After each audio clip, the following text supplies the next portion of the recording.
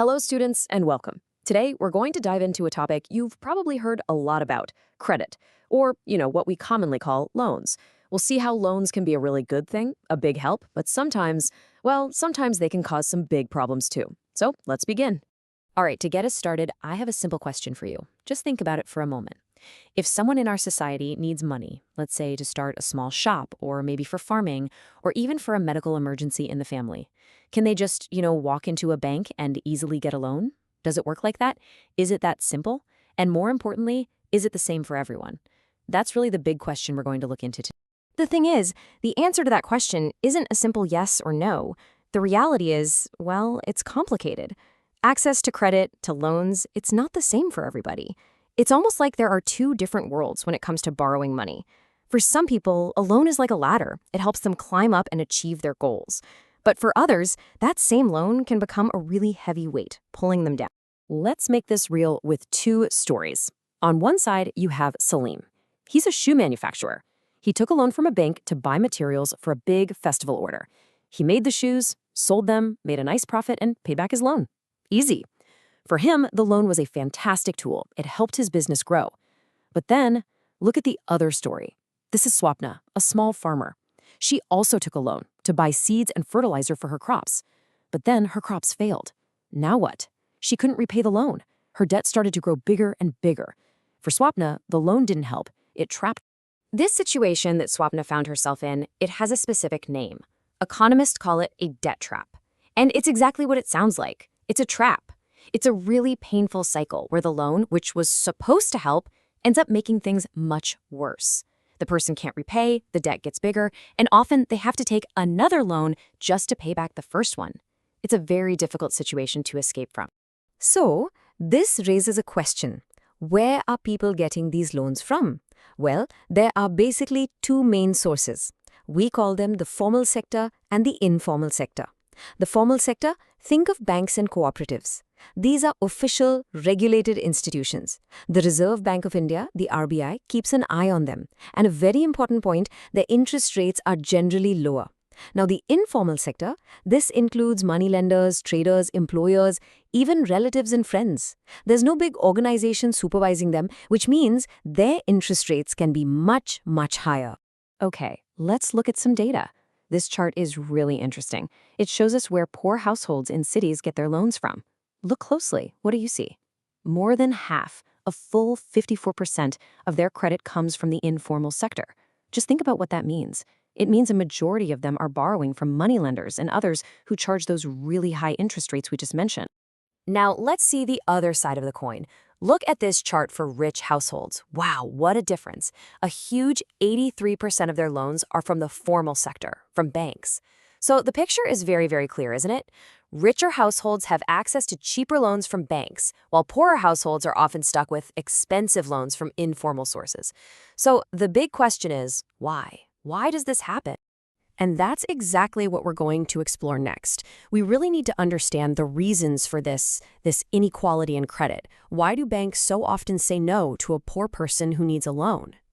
Well, the biggest reason, it boils down to one very important word, collateral. So what exactly is collateral? Simply put, it's an asset. It's something of value that the borrower owns. For example, land, a house, a car, even livestock. And what they do is they use this asset as a guarantee for the lender. They're saying, look, if I can't pay back the loan, you can sell this asset to get your money back. It's basically a security deposit for the bank. Let's take a clear example. Let's say this is Megha. She wants a home loan of 5 lakh rupees. So she goes to the bank. The bank will ask for all her documents, of course, but the most important thing they do is they take the papers for her new house. Those papers are the collateral. The bank will hold on to them until Megha has repaid the entire loan, with all the interest. Only then will she get her house papers back. And this right here, this is the heart of the problem. There are other issues too. Banks are not present everywhere in rural India, and getting a loan involves a lot of documents and paperwork. But the number one reason, the biggest hurdle for the poor, is this lack of collateral. Most poor families just don't own assets like land or a proper house that they can offer to the bank as a guarantee. So this looks like a really big problem, right? How do you solve it? Well, there's some good news.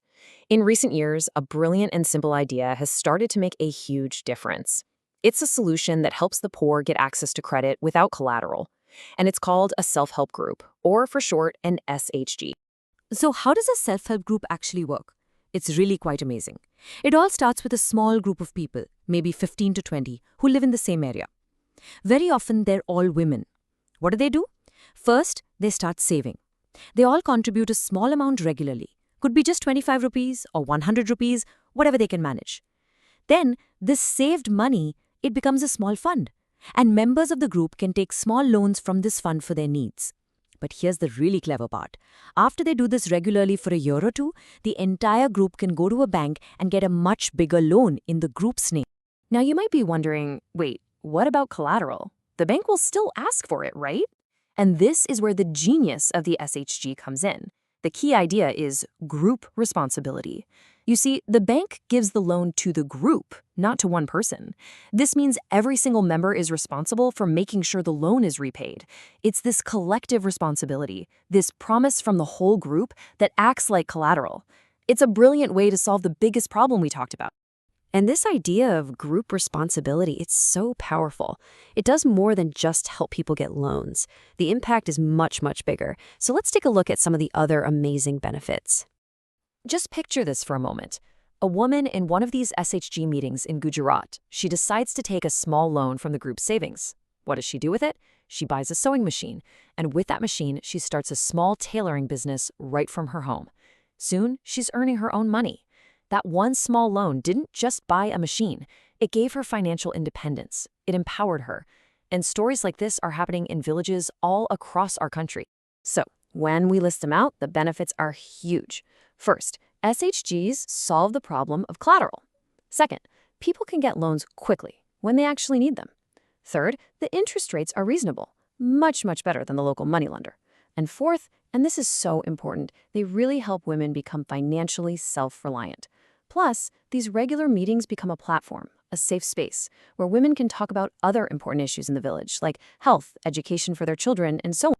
Now, there's one thing we need to be very clear about. SHGs are not some kind of free money program. That's not how they work. Their entire success is built on one thing: discipline. The discipline of every member to save regularly, even if it's a small amount, and the discipline to repay their loans on time. It's this track record of discipline and responsibility that makes banks trust them. This incredible idea was really championed by a man named Professor Muhammad Yunus in Bangladesh. He even won a Nobel Peace Prize for his work in starting the Grameen Bank. And he had this beautiful quote.